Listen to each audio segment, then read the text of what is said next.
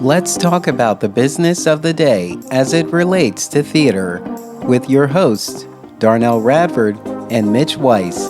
This is The Business of Theater, a working title.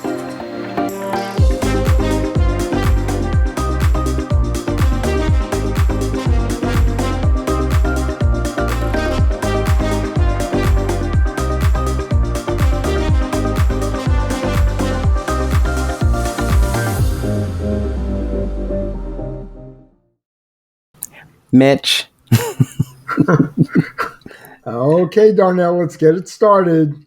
I know we're trying to find a working title, but we cannot name the podcast The Business of Theater. How did we get here? Well, I have a suggestion. Let's leave it alone. How's that for a subtitle? The Business of Theater, let's leave it alone. Who are the people that are actually trying to fix it? That's what I want to know. Yeah. Where are they? I don't know. Well, so there's something that's really funny. By the way, welcome to The Business of Theater, a working title. Hi, everybody. I'm Darnell Radford. I'm Mitch Weiss. And let's get down to business. As we are recording this, I was in New York yesterday, and it's always funny when I'm in New York because I want to record a podcast episode with you in New York, but I'm always there for a different reason, so we can't record, which is so silly. I have to go home to remotely connect to you, so we can have a podcast episode. You know, we just had a discussion today with the director who blew my mind by actually suggesting it might be easier to schedule some rehearsals by Zoom. And I'm going, you're a director. Don't you want to be in the room with the actors? It's crazy. Now I want to be in the room where it happens, the room where it happens, the room where it happens. Yes, we do. a musical beginning to a wonderful podcast. We'll always find something. Yeah. So what was I in New York for yesterday? Got me. I think you were here for lunch. And the bookstore. I took an Amtrak, which I did get good rates. Thank you, Amtrak. I took an Amtrak all the way to New York just so I could have lunch at the Galaxy Diner. We're going to give them some promo. You were here to see a reading of a brand new original musical, First Draft, which is not always a good idea. But as we were discussing this, it's really hard to have a reading of a musical without the music. So, and then you listen to it and you still don't know what you have or don't have. So you need a live audience. You need somebody, even if they're just 10 people. We had about 25. Mm-hmm. But just to say, was this even worth sitting through? What parts didn't make sense to you? Did you like the music or not? And the actors, whether they're good, bad, or indifferent, I mean, it's always nice to hear they did a wonderful job and that, people liked them, and you hear that the characters were likable or not. There's a lot. I mean, musicals take, even Hamilton, 8.5 years? Yeah, something like that. So, it's like you cannot expect, we put on a musical reading and people walk out of there saying, well, I don't know. Yeah, that's not what you were here for. We don't know. It doesn't help us any. Tell us what you liked, what you didn't like. Give us a few clues. It's going to take years no matter what. Yeah. Are you right? Well, I sat in the back just in case I needed to quietly cut and run. And I didn't cut and run. Yeah, nice. Well, you did have a train to catch eventually. True. I would have had to cut and run not because of quality of show, but because of the limitations of train schedule. And that's the other thing. And I feel for playwrights everywhere, but in this particular case, no matter how much thinking goes into putting on a reading or a new show, we had no idea how long the show would run. Yeah. We had a sense of it, but we had never put together the from beginning to end until that actual reading. The quote unquote run through was never a run through. There was no dress rehearsal, even though there's no costumes anyway. Yeah. We were in a space that we had never rehearsed in. And it's like, yeah, you just go into this, you smile, you say it will be what it will be. And for playwrights, though, of course, it's nerve wracking. You just want to hear from somebody, I didn't hate it. And that's a good start. And then you go, what's next? Yeah. And that's the issue, isn't it? Yeah. Every time you go to a reading, it's a stop on the journey to where this piece will ultimately find itself. I've said it many different ways, but yeah, it's a stop on the journey. So, and that's the big thing. But what is the journey? Well, even pre-pandemic, I don't want to blame everything on the pandemic. Pre-pandemic, if there's always that cliche line where people say, it's who you know. Well, that is an incorrect phrase. It's who knows you. Artistic directors who seem to be the dictators over life and death of culture in the American theater. And by the way, we should talk about their qualifications for making such decisions. But basically, if they don't know you as a writer and they haven't heard of you, or they don't enjoy your company, or somebody hasn't recommended you, you don't have a chance. They don't read. I don't care how many play contests there are. They don't read a script thinking, will this be a commercial hit? Because it can never be a commercial hit until it goes through a whole bunch of changes. Yeah.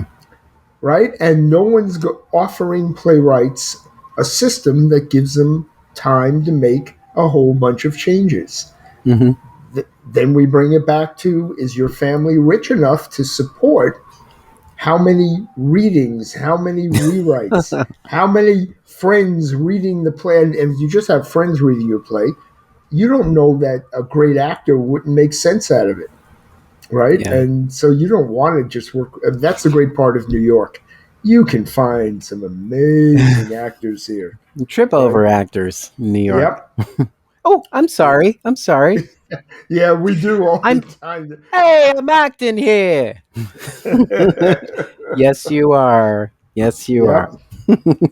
Yeah. So anyway, tell me, Darnell, what do you think qualifications for an artistic director should be? An artistic director? I mean, Yeah. well, how would you give someone the job of being artistic director? Well, I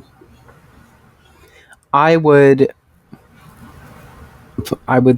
like to know that you have a vision, and I would like to know your vision. And so if you're a company that already exists and you're hiring an artistic director, you're basically looking for some sort of change that complements what your organization has already done, and their vision has to take you in a direction that you think your organization wants to go in, or How do you know? How can you?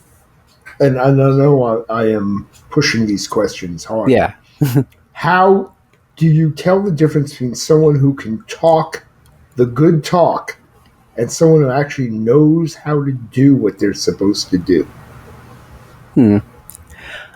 I definitely look at body language. I feel like, at least for me, every job that I've walked away and said, I ended up getting that job, was a job where somewhere in it I sat back in the chair, and Hmm. I didn't feel as, pert and proper and like, trying to convince you of something. I'm like, wait a minute, I'm here showing you me. This is me. You either want me or you want somebody else.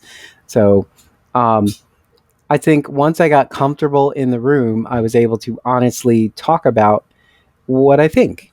And really it is opinion, and the opinion is based on research, it's based on observation, um, and history.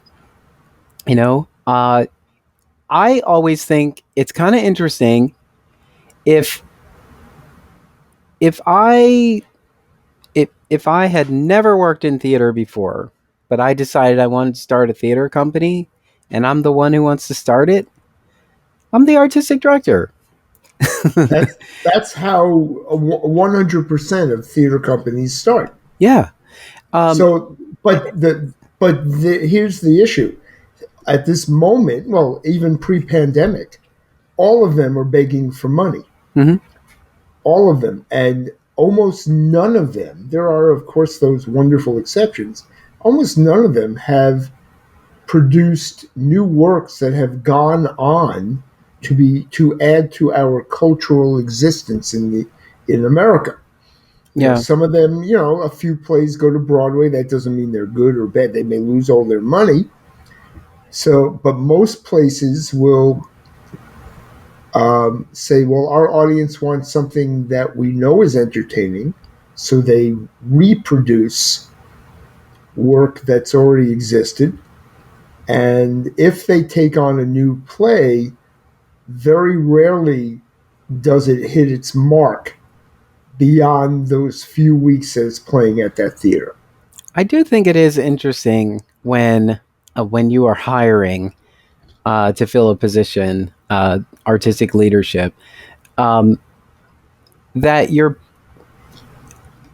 kind of expecting this person to come in and save your company, Mm-hmm. and That's, no that's one true. ever no one ever questions how your company got into this position to begin with.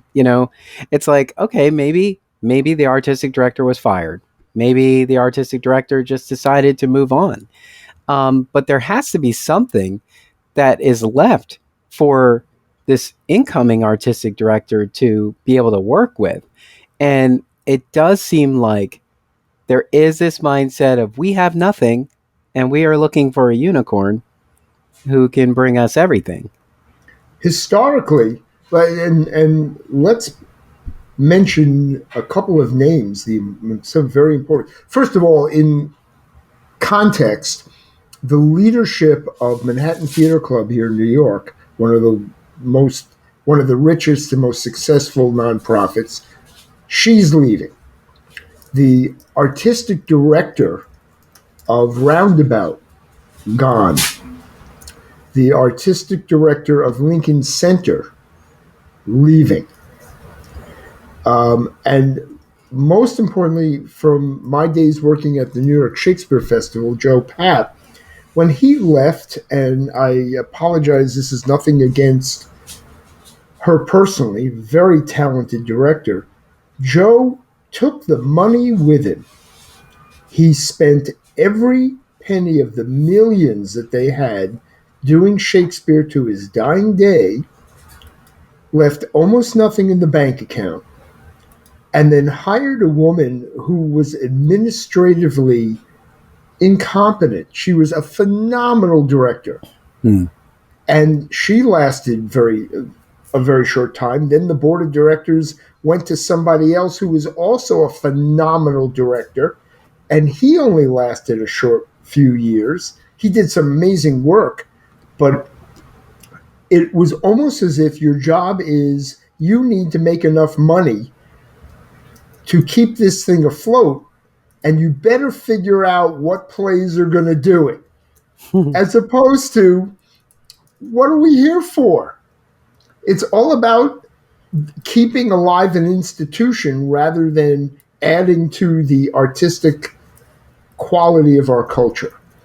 So Yeah. it brings back to you. So that's maybe what you're bringing up is it's a board of directors problem. These are people who have no qualifications except money to run a theatrical institution, and they're the ones deciding who should be leading the artistic vision of the company. Well, there's also a question too, because again, there are many reasons why why an artistic leader may leave an organization. But a question that you would ask is, are the leaders, draining the coffers before leaving? Are they leaving too late? Is it perhaps that they should have left maybe a year or two sooner, before it got to a point where now we're in dire straits and we need a Right, unicorn? And right. sometimes that is a thing that you see where somebody's like, I've done all I can do. I mean, I've spent all the money, burned all the bridges. Not to say that all of that is happening. I'm just saying, like, um, there is this kind Well, of mindset that, oh, well, I'm tapped out and so's the organization, so I'm gone. mm-hmm.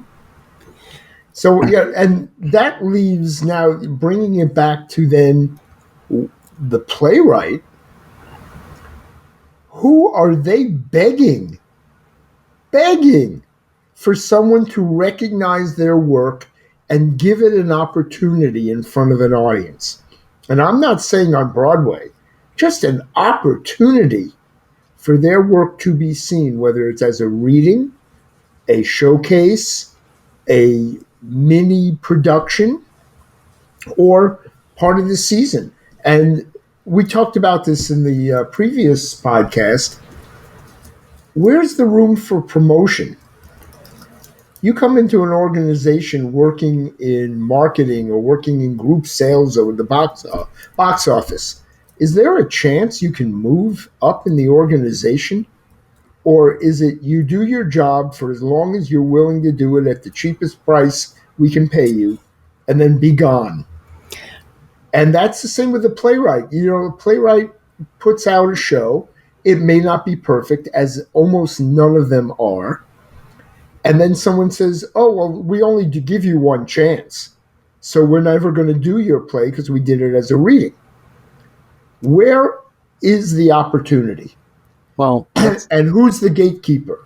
what's kind of interesting is that we've known for years now that it's not likely that we're going to retire, from this job that we're currently in. Mm-hmm. And so we know that. So we know it's only a matter of time that we're going to leave. Right. And I do think, but I do think it doesn't stop people from going into an organization thinking they will live there forever. I would question that anybody thinks that. And by the way, and as a compliment, the larger nonprofits, uh, I just have to thank the New York Shakespeare Festival. I went through 4 or 5 jobs in 9 years. Mm-hmm. And that is an education beyond anything you can get in college or even on Broadway. You learn how things work, why they work, and you are part of the decision-making power.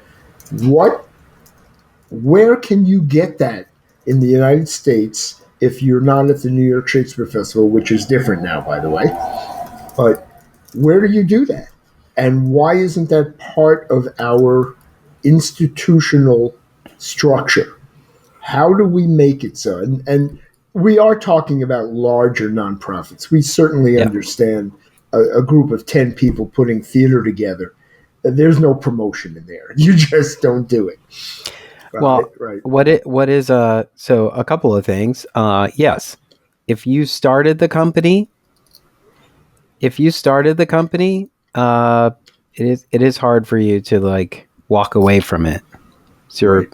it's your baby, even though you established it as a nonprofit 501c3. You it's almost like you took it public. Once you filed for tax exemption, you know, you just sort of put it out there for the world, and now you're just going to usher it through.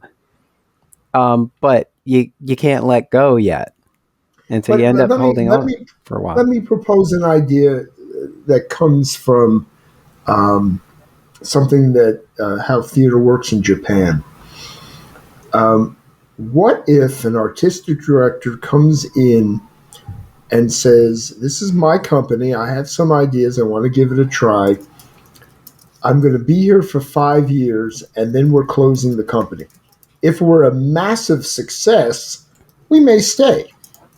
But at the end of 5 years, we're going to reconsider what we did, and then somebody else with their vision can open their own theater, and that's it. We're done.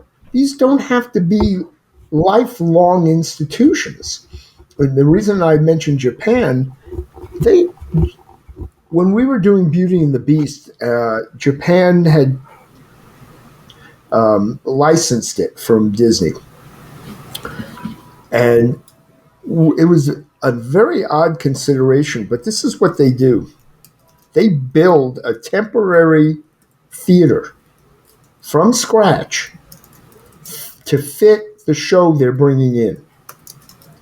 So in Osaka and Tokyo, they built two temporary theaters. When Beauty and the Beast closed after a number of years, they demolished the theater. It's gone. Hmm. So it was part of the expenses of putting on that show. I don't quite understand how they did it financially, but it's part of the budget to build the friggin' theater. Now, that's very different than anything in the United States. So perhaps we need to rethink how long our nonprofits are allowed to exist or ought to exist. Well, if so, if you're thinking that you're starting this organization to serve the community, you know, it may not be necessary for the organization itself to have a limit on how long it has to exist in order to keep itself afloat. But I'm wondering if, uh, the mindset of a mission statement is that it is sort of a statement. It's sort of a lofty goal. Like you're never going to achieve this goal, which is why Yeah. you go in every day. No, but Darnell, you just said, and we have been discussing, that these institutions are started by the person who calls themselves artistic directors. It's their vision. Regardless of what the language is, it is the vision of that person. If that person's going to leave, they should take the institution with them. Now, I understand I'm being, a little dogmatic about this. I understand, but I'm pushing a concept that rather than a board of directors who doesn't have the vision, trying to find someone to fill a void, they should just end it. And the next person who comes along with a vision, this people on that board can decide whether or not they want to approach them and help them along. But you're not filling a job. This is a leader. This is somebody with an artistic goal and who is willing to put in the hard work. So to say, hey, we've got $100,000 in the bank, but we need 2 million. Come on in and fill the void because our founding artistic director is retiring or has died or got sick or whatever. Or, we found out they're in the middle of a lawsuit for sexual harassment. Whatever of the many reasons that artistic directors leave, I don't know that we need the institution, nor Well, the board of directors who were most likely appointed by that particular artistic director. true. Uh, yeah, the entity itself, perhaps, yes. I think it becomes tricky when the entity secures brick and mortar because Yeah. that, honest, yeah, it's like that is the reason they're, staying on. So for instance, um, uh, Pulitzer Prize-winning playwright James Imes was a part of a group called Orbiter 3. Orbiter 3 only ran for 3 years. Mm-hmm. Produced 2 shows a year from 2015 to 2018, and then they moved on. All of those artists still very very much active artists, but this organization no longer operates. And everybody thought that that was kind of interesting because, as they were getting their stride, so to speak, I don't know if they were getting their stride, but like as people were really catching on to them, they were ready to end it, call it a day, and move on to other things. And everybody's like, That's the creative spirit. That's yeah, exactly it. but the difference is they were an entity that had infrastructure in terms of organization, but not physical, as in like brick and mortar. Right. But the big argument these days, and this has come out of the pandemic, but it should have been discussed before, in my opinion, is, are we in the business, we meaning people in the theater, creative people as well as management, are we in the business of raising money for a building, or are we in the business of raising money for culture and Yeah. art? And that doesn't mean you don't need a building. Lord knows you do. We have to have a place to put them, even if it's in a park, right? You still need somewhere. Yeah. But once the brick and mortar becomes more important or becomes a burden for the artistic, well, then, if the board of directors wants to say, hey, anybody else want to approach us with an idea of what to do with this brick and mortar? That's great. But we're begging people for money to keep it open. That's the problem. Yeah. Instead of, how do we fund some playwrights who are starving but are talented? How do we help designers come in? How do we help directors have some place to do their creative services, to try to reach the public? And these are hard questions. I don't have answers. I mean, I'm just. This is actually interesting because I feel like I've been in organizations where the argument is you're putting all this effort into what you're calling your season, but then you have these other parts of your organization that still operate. And it's almost, the question is like, if your primary focus is your season, then why have all of these other things? Like, why does your organization have an education program? Why does your organization have a children's theater? Um, you know, or community outreach? Why are you doing all of those things if your focus is your main stage? Can I, and this is the cynical Mitch talking here. I have worked for a couple of institutions which I believe only had those other parts, the educational part, which is wonderful for kids and for even adults. They only had it because they felt they needed it to prove they were to prove their nonprofit status. Yeah, to get grants. But they really, the artistic director could care less. And that, and the board of directors would say, it's great that we have it. Oh, isn't it wonderful we did this? Can we get away with $5,000 less next year in the budget? And what are you doing? What are you saying? Like, subscribe to our theater camp now. Yeah. 5 months away, so we can spend that money on something else. Well, that's because by the time we get there, yeah, it comes across, at least for me, it comes across as a con job. And the difference, of course, I want to support the theater. I want to support all these creative people. So I look at the con job, say, yeah, but still, I'm going to give them some money because I want them to exist. Right? I want to help. But they come at me as if it's a con job. And maybe we need to separate. Maybe there are people, and there are, who absolutely think the arts, music, kids need this stuff. This is going to change their life forever. It changed ours. I don't know anyone who it didn't. But is that what the artistic director who is running the theater cares about? They don't. They want to put on plays they like. Well, sometimes like a supporter only wants to support certain things. So in order to get their support, their project becomes the organization's project. And that's the reason we keep doing, and forgive me, I'm using this only as an example. Mm-hmm. That's the reason we keep doing Hello Dolly in regional theaters, because they're saying our audience, which is going to give us money, that's what they want to see. They don't want to take the risk of seeing only new plays.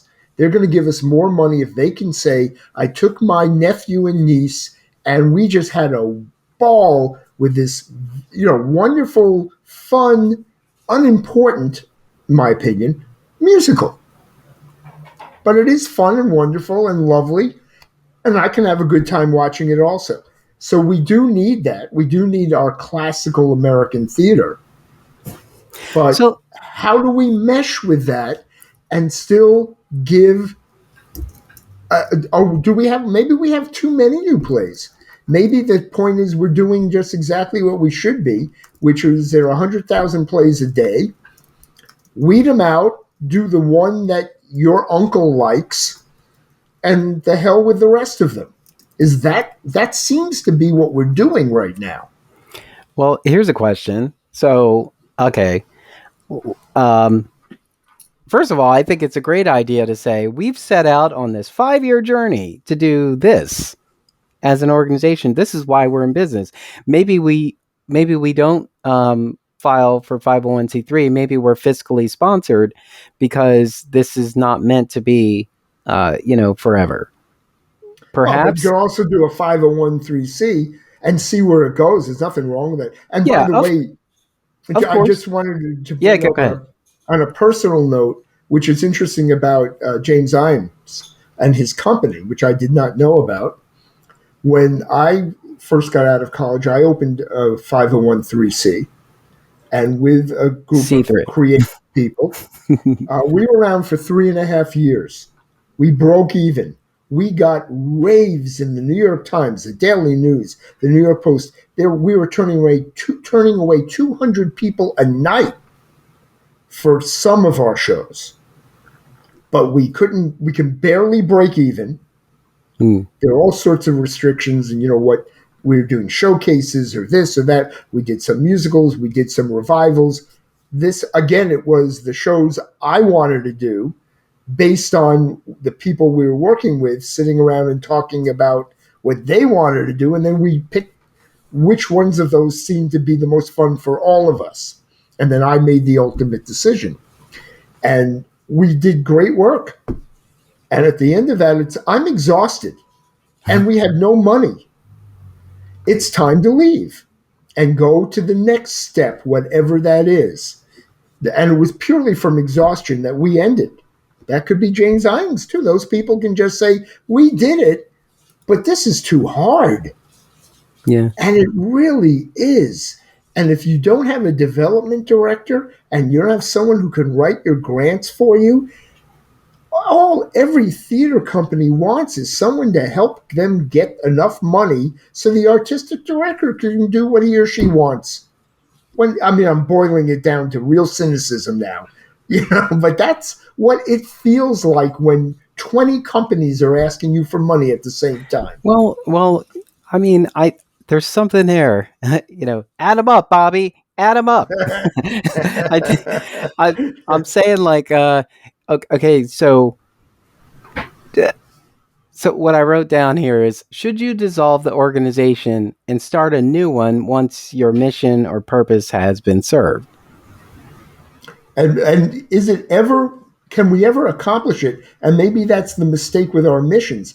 The way you get a 501c, I was told way back when I started it, Mhm.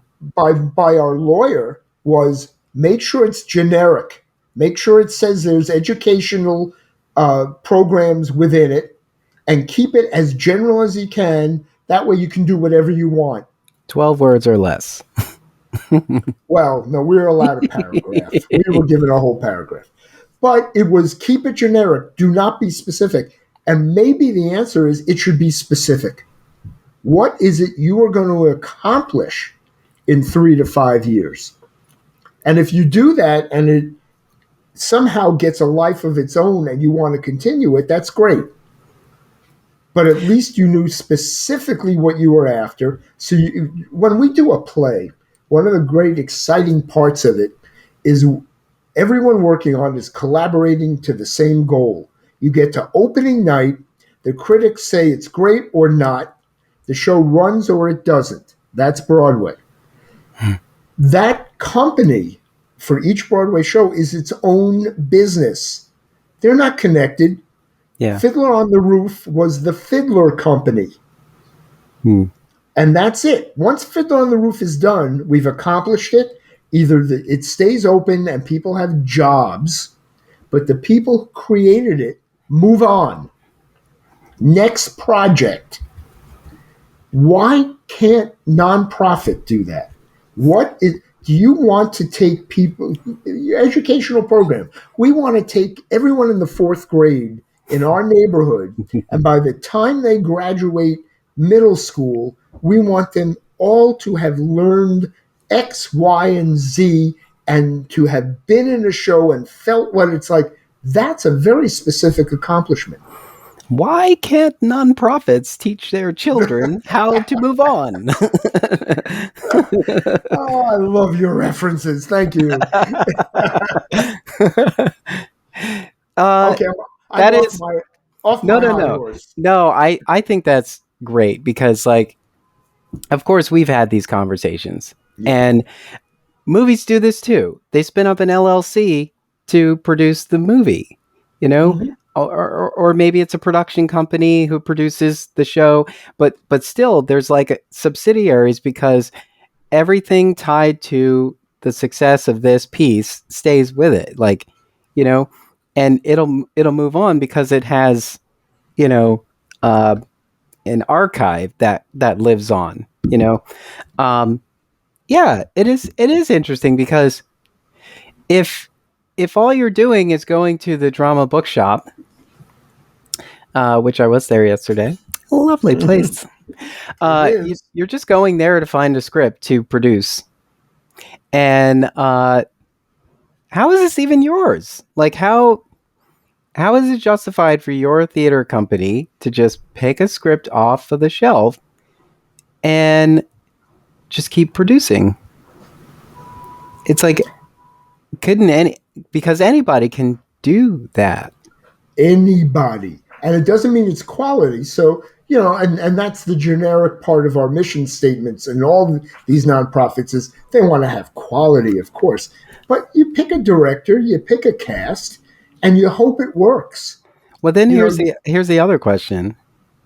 At the every time your organization changes artistic leadership, should the mission change?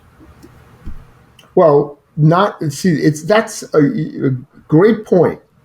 The board of directors, who are non-artistic people, usually, they're deciding that. Why? They're not there. They're there to oversee and make sure money isn't stolen and to make sure that problems are solved bureaucratically and managerially, and their oversight. They want to make sure nobody's running with the money. Mm-hmm. That's important. They do not make artistic decisions. So why are they hiring artistic people? They have no clue. So here they are saying, well, we did 20 years with our founding artistic director. We want someone just like that.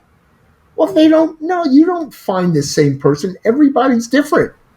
So you're going to let this person come in as part of your interviews process, and they're not being asked, talk us into your vision. They're being say, what is your vision? And then they're deciding pretty much how close is it to what we're used to? Hmm. And will they be able to raise money to keep us afloat? That's stupid. Well, I also think about how Fractured Atlas was founded as a theater production company. And please explain for our listeners what that is. Fractured Atlas is well, now they're like a software development company. Hmm. I mean, so Wikipedia calls them a nonprofit technology company that provides business tools for artists. But in 1998, when they were formed as a theater company, and they produced theater, dance, and performance pieces. And then, following the financial fallout of September 11th terrorist attacks, they began to shift from a production company to a service organization. Hmm. So they rethought their mission and their purpose, and so now they are a, you know, ultimately a piece of technology. Like, I know I remember at some point during the pandemic, I forget that particular point in time, where everything became completely online, like web based. Like, I don't know that there is an office that you can go to for I don't Fractured think they Atlas. have one. You're right. Yeah. But it's like they realized that what they initially set out to do, their I guess their board did rethink what they were going to do as an organization. Um, and I keep thinking now, like, I wonder if, like, I'm a huge fan. I have a media company. Emory Mm-hmm. is a media company, right?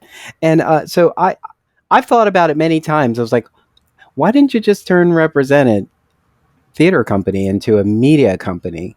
Because Represented started your podcast, Rep Radio. Please, for the people listening, Represented was your company first, and then Emory is your company now. Just so we're Yes. clear. Yes. Represented was my theater company. I started in 2005, in general, to produce plays. I had a lofty, vague mission statement.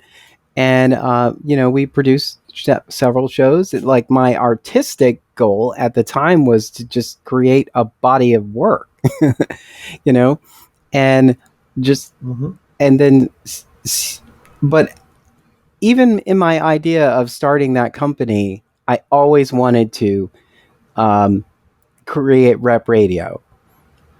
And I didn't exactly know what Rep Radio was going to be until 2009, when it became a podcast. And it was later on that I felt like perhaps this is something entirely different than the theater company itself. And that's how Rep Radio became Emory. And Emory produces several podcasts now. Um, but I do think sometimes I'm like, oh, perhaps you could have transitioned Represented into uh, Represented Media, or something, and just not been a Well, theater company anymore. let me throw out the idea that most theater companies or media companies or artistic ventures that most of us start when we're younger, I guess, when we're thinking, is because we want some control over our creative environment. It has very little to do with, and I'm speaking for myself, a vision. Hmm. It's that there are things I want to do. No one's going to let me do them, so I have to do them myself. Yeah. And so on that, and there's nothing wrong with that, by the way. But that's the only structure we've been offered in the business community of the United States. Is you open a 501(c) because at least you don't have to pay taxes, right? That there's no other reason other than that. We don't need a company structure at all. All you need is we put a group of people together, or you just do it play by play. The company structure becomes a bureaucracy at some point, and then now you're running a company. And when you originally started, you wanted to run theater or media or radio or whatever it was. And the original project you wanted control over is now controlling you. And I think, now I'm getting real esoteric here. I apologize. But on a small scale, I think there's great truth in that. And what we need to do, which is, since most people don't think, we're going to still end up with a bunch of people running what few theater companies are left. Right now, the pandemic is just weeding out the theater companies who can't raise enough money. They are closing. They are going away. If the government doesn't fund them, they don't exist. But they're not churning out the quality cultural advancement that they could, that's out there. And I'm not trying to say I know which shows ought to be done, but and I'm going to quote Joe Papp again, my mentor, even though, it was as a boss. Joe Papp. And you're my Joe best friend. And I'm going to plug a book that hasn't come out yet. It's about to. Joe Papp's wife, Gail Papp, who was also ran his literary department. She is coming out with a book. There are already 3 books about Joe Papp's life. She's coming out with one.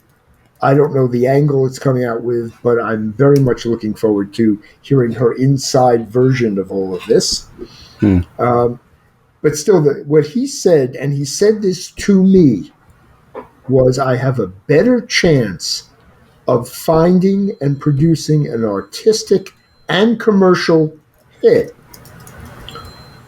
if I produce 100 plays this year and don't read any of them in advance than if I read them all and pick the 3 favorites and only produce those. So his notion was, I don't care if I offer them for 1 week free of charge in one of my small theaters. We're doing as many plays as we can. And that doesn't mean that's the only answer, but he got it. It's not his taste that decides what works. It's the collaborative nature of theater. You get the worst director and you give him a hit show, a great written show, and they'll destroy it. You take a piece of crap and you give him a great director with a great cast and it becomes a hit. Financially, may not be artistically. His notion was it has nothing to do with the artistic directors choosing the play. Everyone's got their opinion. It's going to be how you put people together. Now, whether that's true or not is up for argument, of course. Well, that is true. I mean, when you think about it, so you wrote Fun with Jane, right? Right. And then you gave it to me for a short period of time, and then I pulled a team together. Yes, to without having nothing to do with us. Yes. Yeah, to present it. And I there have been many times I've sat in a room where I have not read the script until everybody sat down to read the script. And it's at that moment where I'm saying, okay, all right, there's some elements here. I can see this is an angle. This is something. Wow, this is because this is sort of what we do when we get into the theater anyway. We're supposed to shut out the outside world and escape for a minute, for a period of time, and then we leave that theater and we return to that world with now this experience of what we just experienced. Speaking of which, I'm using your example. Merrily We Roll Along, which just got rave reviews here in New York. Mm-hmm. That show has flopped 4 times. I've seen it 4 times, and it didn't work. Stephen Sondheim's one of his very few flops. No one understood, why can't this work?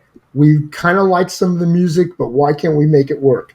The current director is given the credit for figuring out how to make it work. Hmm.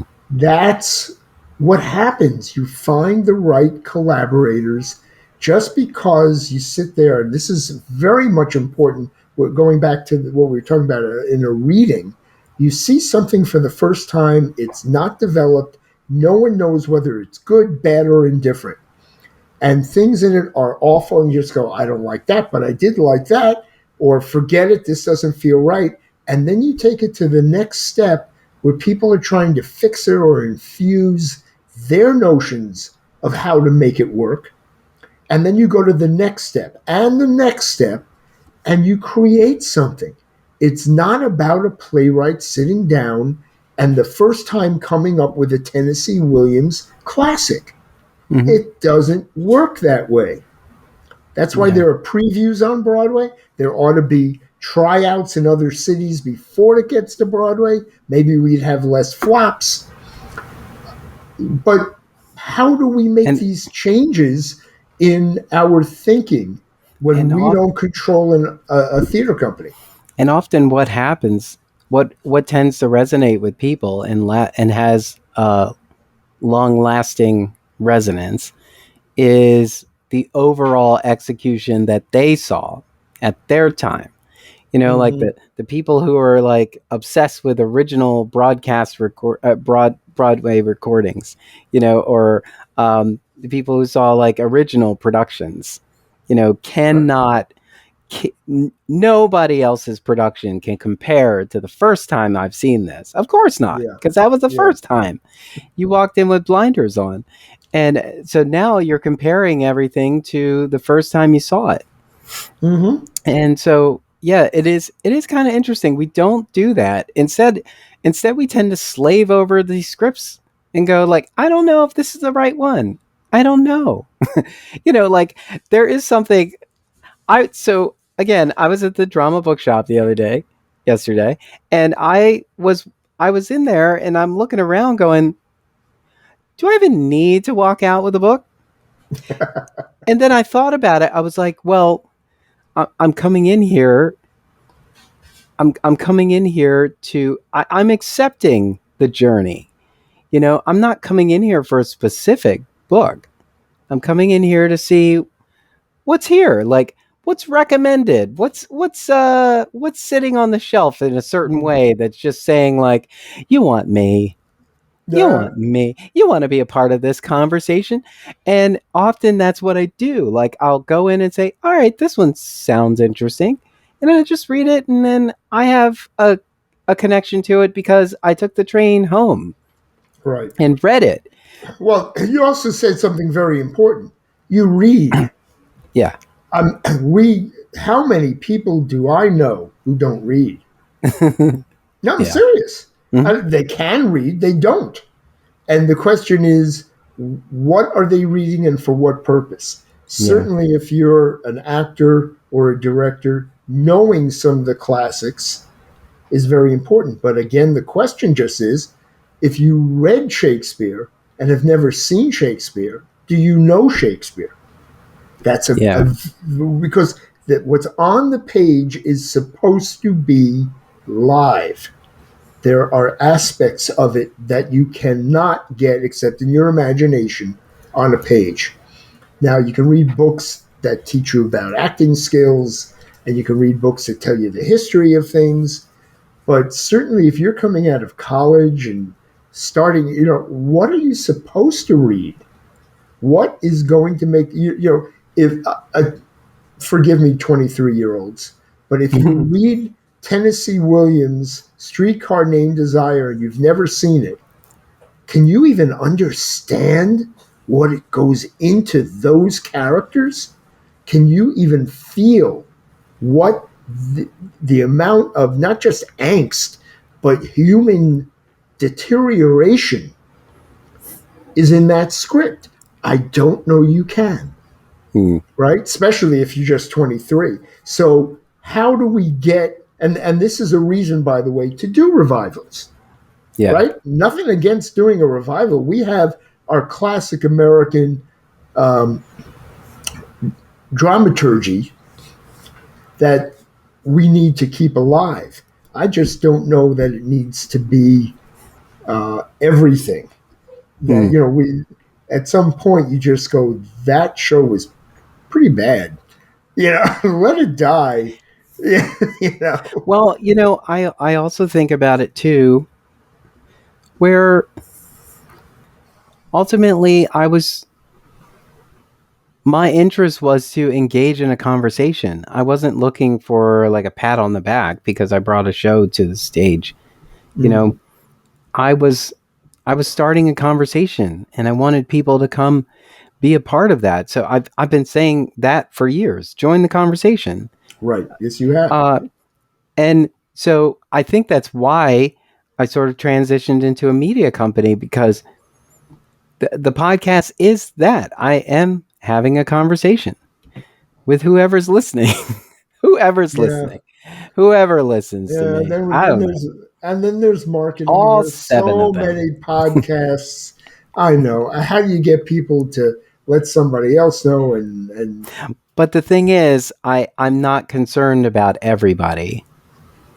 I'm with you on that. I only That's want to why. reach the people I reach. But that's why we do readings, because Yeah. the truth is, you know, yeah, wouldn't the reason to want to be on Broadway, besides making some money for all your work, is you reach more people than you reach in a reading, Hmm. or in some small podunk theater company in the middle of Nebraska. No, you know, nothing against Nebraska, please. Um, And and we reach more people who are doing laundry and washing dishes and riding a train yeah, than if I had to get them to come to a theater and sit. Not that I right. don't want them to come sit in the theater. Please come to the theater, theaterexile.org. You know, I there was a part of me that realized that I was like, but perhaps I can make it easier for people to be a part of this conversation with me if I meet them where they are. They're already Mm, on their phones. They're already. I can get in their ears. You know, yeah. if I'm consistent about it, I can get in their ears. Well, and what we're learning now, or struggling with now, is there may be fewer people that want to engage live, at Hmm. least right at this very moment. And we're trying to get more people back to the theater. And for that reason, maybe we need less plays. Really? It's the hardest question to resolve. It's like, I know when there are shows I want to see, I don't get there. I physically have to find the time. Um, and I'm happy to say I'm busy, but I want to see it. And so, would it be better if it were available to me on television? No. And this is my argument with streaming. Great, those people who can't see it any other way, 100% in favor of streaming. It is not godsend for the theater. Well, All think right? about it. Did the tablet kill the book? No, we didn't. You're right. Exactly. No. And And people still buy books. Like they said ultimately, television was going to kill radio. It never yeah. did. Yes. So I don't know. I said a long time ago I would love to have these scripts on my, tablet, Hmm. because I don't want to carry all of these scripts all at once. I do want Right. access to them. And so, you know, that was something. It's kind of here, it's here, sort of. It's here. Yeah, it's But here. there isn't like a huge repository like audiobooks have, for example. Audiobooks realize like we can't carry Shakespeare's entire body of work with us in our bag with everything else we want to carry, but we might want to have it with us. Yeah, but eventually we will. Yeah. There are organizations, they're not organizations, companies like HD Broadway Yeah. that are trying to. The problem is it's expensive to make. just like theater is expensive to make. Yeah. So it will take a while. You know, It's the let's see, the tagline for theater should be theater. Damn.